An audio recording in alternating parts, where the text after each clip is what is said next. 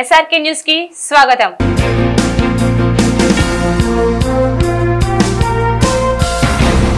రాష్ట్రంలో అధికారం చేపట్టుకుతున్న ప్రభుత్వం వ్యవసాయ రంగానికి ప్రాధాన్యత ఇవ్వాలని ఆంధ్రప్రదేశ్ రైతు సంఘం జిల్లా కార్యదర్శి కంచుమాటి అజయ్ కుమార్ విజ్ఞప్తి చేశారు. బ్రాడీపేటలోని గుర్రం జాషువా విజ్ఞాన కేంద్రంలో శుక్రవారం అజయ్ కుమార్ మాట్లాడారు. నైరుతి రుతుపవనాలు ముందుగా వస్తున్నట్లు వాతావరణ శాఖ చెబుతున్న నేపథ్యంలో కాలువల్లో గుర్రపు డెక్కని తక్షణమే తొలగించాలని డిమాండ్ చేశారు. అదేవిధంగా రైతు భరోసా కేంద్రాల్లో విత్తనాలు, ఎరువులను అందుబాటులో ఉంచాలని కోరారు. రామారావు, వాసుదేవరావు ఈ సమావేశంలో పాల్గొన్నారు.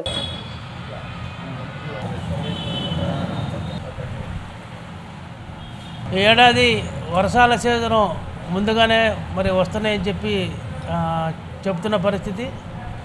గత ఏడాది అసలు వర్షాలు లేక అదేవిధంగా తుఫాను కొంత నష్టం, ఆ విధంగా ఖరీఫ్, రబీ రెండు కూడా నష్టం జరిగింది. రబీలో వేయాల్సిన పంటలు దాదాపు 60-70 వేల ఎకరం బీడుగా వేశారు. వేసిన పంటలన్నీ కూడా దెబ్బతిన్న పరిస్థితి. ఈ ఏడాదన్నా వర్షాలు ముందుగా వస్తున్న ఈ నేపథ్యంలో దీనికి సంబంధించిన కాలువల్లో పూడికి తీత కానీ తూటి కాడ కానీ శుభ్రం చేసినట్లయితే పంటలకు నీరు సక్రమంగా అందే అవకాశం ఉంటుంది. అందుకని వెంటనే కాలువల్లో పూడికి తూటికాడ తీసి వెంటనే పనులు ప్రారంభించాలా. అదేవిధంగా ఇప్పుడు విత్తనాలు ఆర్బీకే కేంద్రాల్లో విత్తనాలు ఎంత అవసరం అంత వెంటనే పెట్టాలి. ఇప్పుడు తెలంగాణ చూస్తున్నాం, ముందుగా తెలంగాణలో పంటలు వేసే ఈ నేపథ్యంలో విత్తనాల కొరతతోటి ఇవాళ అన్ని షాపులు నో స్టాక్ అని పెట్టే పరిస్థితి చూస్తున్నాం. అందువల్ల ఆ పరిస్థితి మన ఆంధ్రప్రదేశ్లో రాకుండా గుంటూరు జిల్లాలో ప్రధానంగా ఇక్కడ సంబంధించిన విత్తనాలు, అదేవిధంగా ఇప్పుడు సంబంధించిన సీజన్లో సంబంధించిన పంటలన్నిటికి సంబంధించిన జీలికలు కూడా ఇవాళ అవసరం కాబట్టి నేల సారవంతం కావడానికి ఆ జీలికలు కాబట్టి సబ్సిడీతోటి జీలికలన్నీ వెంటనే ఇవ్వాలి. అదే కాకుండా ఇవాళ ప్రకృతి వ్యవసాయం, రసాయనం లేని పంటలు పండించాలని చెప్పేసి గత 10 సంవత్సరాల నుంచి కేంద్ర రాష్ట్ర ప్రభుత్వాలు ప్రకటనలు చేస్తున్నాయి. కానీ బడ్జెట్లో ఏం కూడా కేటాయించలేదు.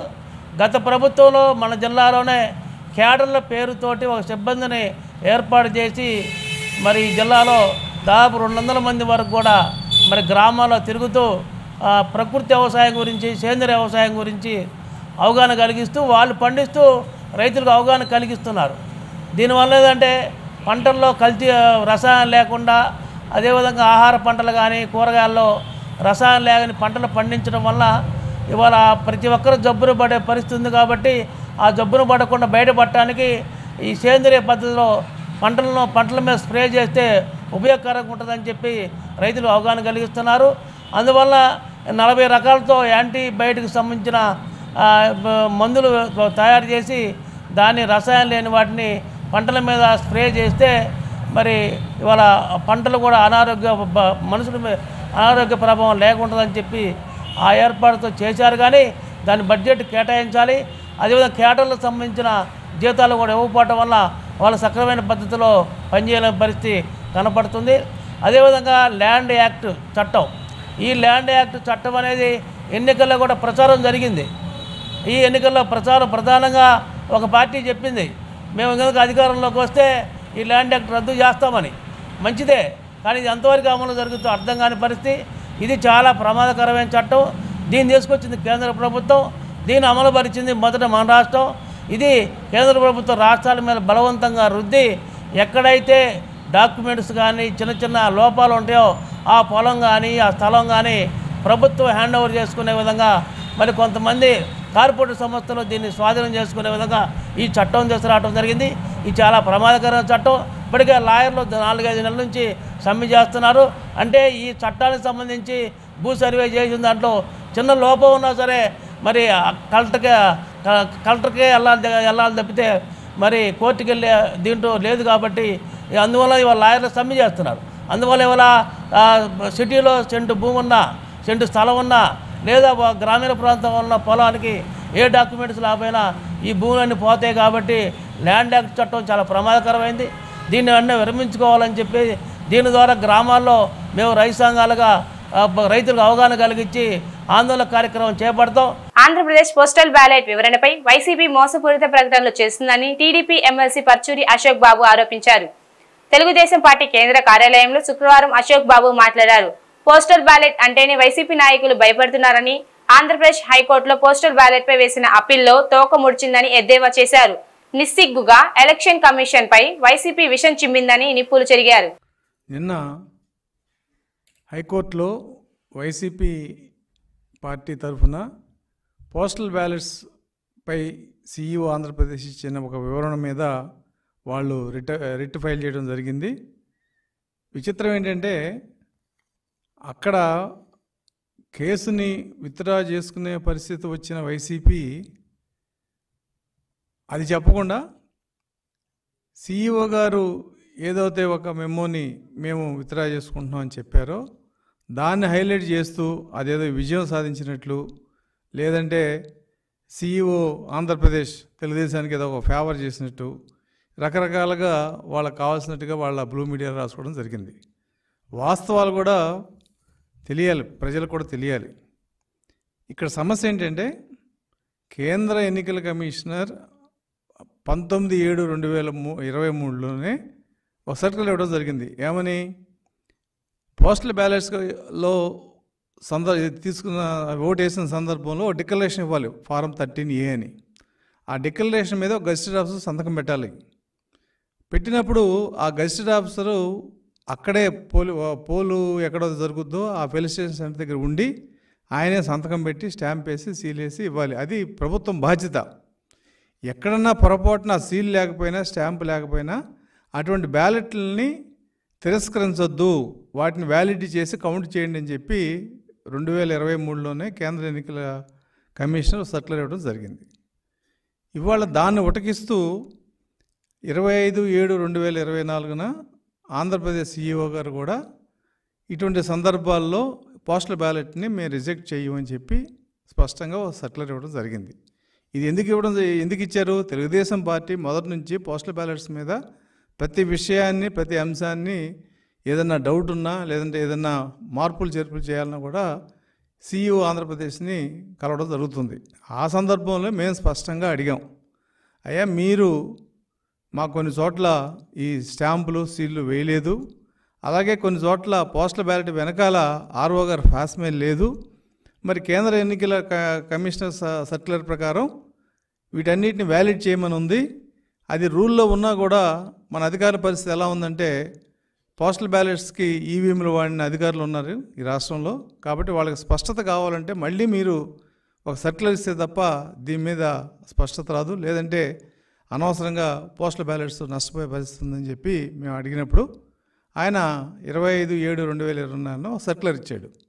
ఏమని, ఈ పోస్టల్ బ్యాలెట్స్ విషయంలో కేంద్ర ఎన్నికల కమిషనర్ ఇచ్చిన దాన్ని యథాతథంగా వివరిస్తూ, ఒకవేళ ఎక్కడన్నా ఈ సంతకాలు అటెస్టింగ్ ఆఫీసర్ సంతకాలు లేకపోతే అటువంటి వివరాలన్నీ కూడా రాష్ట్రంలో ఉన్న అందరు ఆర్ఓలకి పంపించండి అని చెప్పాడు ఆయన.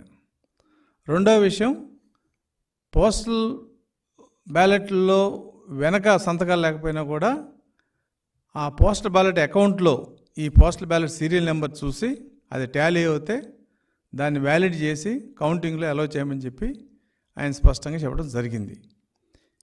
దాన్ని వైసీపీ వాళ్ళు ఏదో నష్టం జరిగిపోయింది, సీఈఓ ఆంధ్రప్రదేశ్ ఒక విచిత్రమైన సర్క్యులర్ ఇచ్చాడు, దేశమంతా ఒక రకంగా పోతుంటే ఈయన ఒక రకంగా పోతాడని చెప్పి నానా యాగి చేసి ఆయన కలవడం, వాళ్ళ బ్లూ మీడియాలో వాళ్ళ ఇష్టం వచ్చిన ప్రచారం చేసుకోవడం జరిగింది.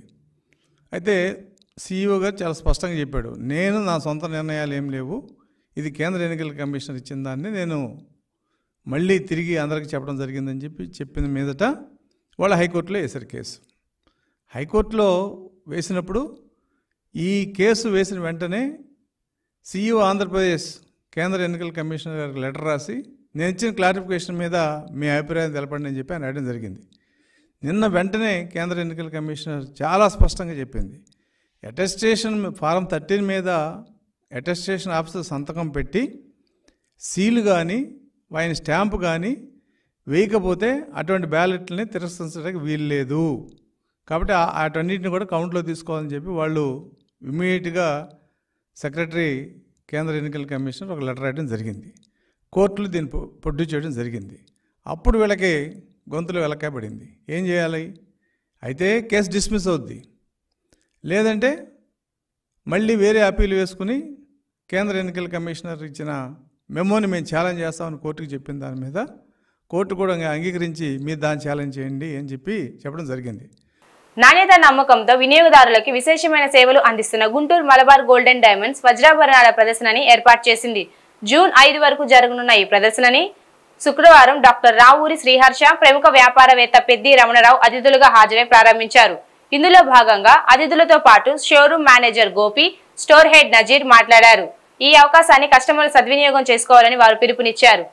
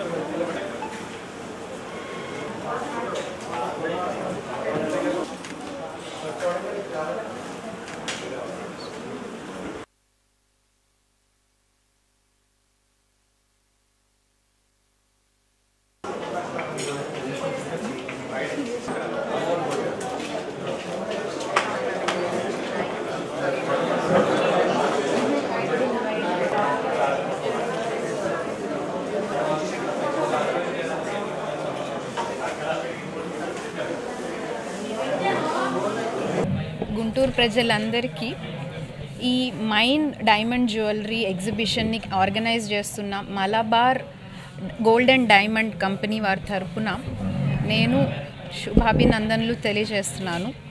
సో వీళ్ళు ఈ నెల 31 నుండి 5వ తారీఖు వరకు జ్యువెలరీ ఎగ్జిబిషన్, అందులోనూ డైమండ్ ఎగ్జిబిషన్ని ఆర్గనైజ్ చేస్తున్నారు. ఇందులో డైలీ వేర్ నుండి మ్యారేజెస్ వరకు అన్ని ఒకేషన్స్కి చాలా బాగా మంచి కలెక్షన్ వివిధ స్టైల్స్లో చాలా వెరైటీస్లో ఉంచున్నారు. సో ఈ డైమండ్ జ్యువెలరీలో మనకు కావాల్సిన అన్ని వెరైటీస్ ఆఫ్ జ్యువెలరీతో పాటు కాస్ట్ గురించి కూడా చాలా ఆఫర్స్ వీళ్ళు అందిస్తున్నారు.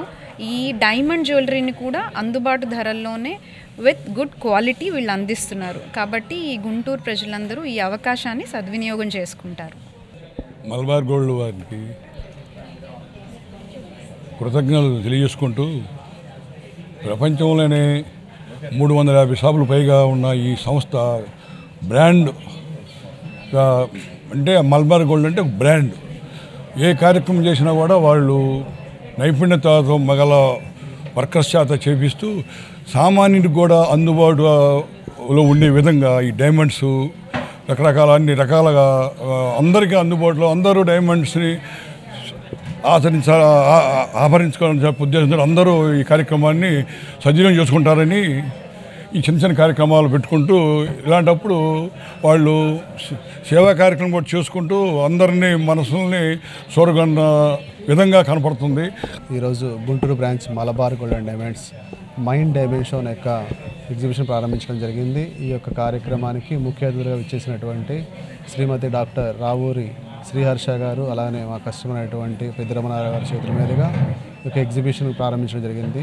డైమండ్ షో అంటే స్పెషల్గా మనకి డైలీ వేర్ కానీ, పార్టీ వేర్ కానీ, అలానే వెడ్డింగ్ వేర్ రకరకాల డిజైన్స్ అనేది మనం ఎగ్జిబిషన్ అందుబాటులో ఉంచడం జరిగింది. ఈ ఎగ్జిబిషన్ని వచ్చి ప్రతి ఒక్కరూ చూడవలసిందిగా మన గుంటూరు మరియు పరిసర ప్రాంతాల వారిని ఆహ్వానిస్తూ ఉన్నాం.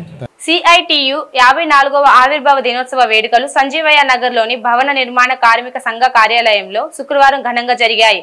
ఈ సందర్భంగా సిఐటియు జిల్లా ప్రధాన కార్యదర్శి నేతాజీ, తూర్పు కమిటీ ప్రధాన కార్యదర్శి శ్రీనివాసరావు అతిథులుగా హాజరై జెండాని ఆవిష్కరించి మాట్లాడారు.